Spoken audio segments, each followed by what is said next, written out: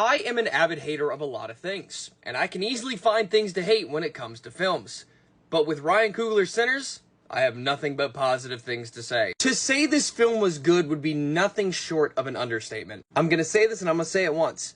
Best original Hollywood film of 2025. Hands down, I will die on that hill. Everything that played out in this film wasn't just put on screen to be put on screen. There was history and there was reason behind it. So let's start with the positive. The history, the emotion, the cinematography, the action, the storytelling, the sound, the musical aspect. That's just to name a few. This is like if Dusk Till Dawn met Mudbound and had a child. This is exactly what Sinners is. Michael B. Jordan playing two characters, both Smoke and Stack, completely different parallels, which play a part in the film itself, as you can see by the blue and the red, good and evil. I didn't realize that till the very end. Perfection. And Haley Steinfeld's character, yeah, no, she did a fantastic job. The lines rolled off the tongue a little bit too well, but you know what? That's what made it even better. And the main side characters like Jack O'Connell, Sammy, and all the other actors and actresses really made this film. Not a single actor here was put into this just to be put in. They played a huge part for the story to play out the way that it did. All important in their own right. And one of the best parts in this scene was the musical aspect. As crazy as it sounds, it's a glorified musical. And it doesn't ruin the story just by it being a musical. Can you believe that? A musical that's actually worth the watch?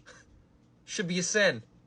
See what I did there? Anyways, the scene that came with this, oh my lord, that was beautiful. You do not have to be black to understand the impact that that scene had. It was widely understood and really dove into the history of the culture related to African Americans, especially through music. And you could say, based off of the saying, that music saves, which plays a huge part in this film. In fact, it's the main reason everything happens to begin with. Hell, the movie starts by telling us about what music does and how it has an effect on everyone around them throughout history. And the music aspect doesn't just stop there. It is a very consistent thing that happens throughout this film, really telling the story in a way that a camera can't catch. By God, does it do it perfectly. And before I move on, I just want to elaborate. The chemistry between Michael B. Jordan and Haley Steinfeld has to be some of the greatest things I've seen from a horror film this decade alone. What's even more impressive is that this is Miles Kenton's very first on-screen appearance when it comes to a film, and dude did amazing, so congratulations to this man. Now, let's talk about the vampires, because there's more to it than just them being on screen and just being there. The consistency of the metaphorical aspect as to why the vampires even showed up to begin with are pretty consistent throughout this film. Hell, a lot of things in this film are pretty consistent when it comes to telling the story. The idea is that it's cultural appropriation, fleeting gain, and the price of belonging. As for cultural appropriation, the vampires consume others to survive, taking without giving, much like how cultural appropriation functions.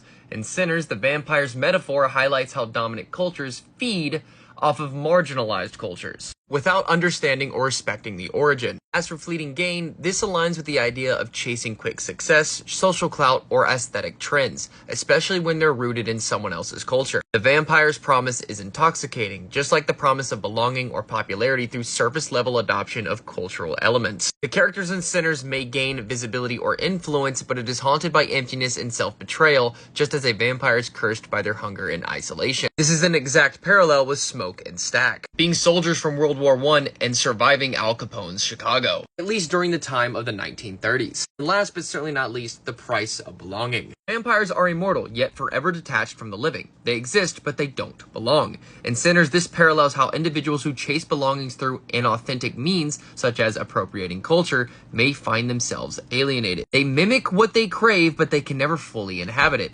leading to a life of imitation, not integration. They're turned, but not truly accepted, mirroring the vampire's eternal outsider status. And this is solidified by Jack O'Connell's character saying, "The whole world has left you. We are your salvation," knowing full well that that's an empty lie because it's not true. You see, that's what makes this film so good. It's the little things that you can't catch at first, but once you think about it, it makes more sense. And the more it starts to make sense, the more you realize that this film is just that good, because it elaborates on it. It elaborates on the things that happened during the late 1930s that aren't actually explicitly stated in the film, but either shown or hinted towards. And whether it be on the humans or the vampire side, the emotion that was carried throughout this film by each character, superb. The moment with Stack talking to Mary about the issues that had happened before in their past and finally getting past it, supposedly, amazing. You could truly feel the emotional depth that came from this scene. And everything else that surrounded this specific part of this film,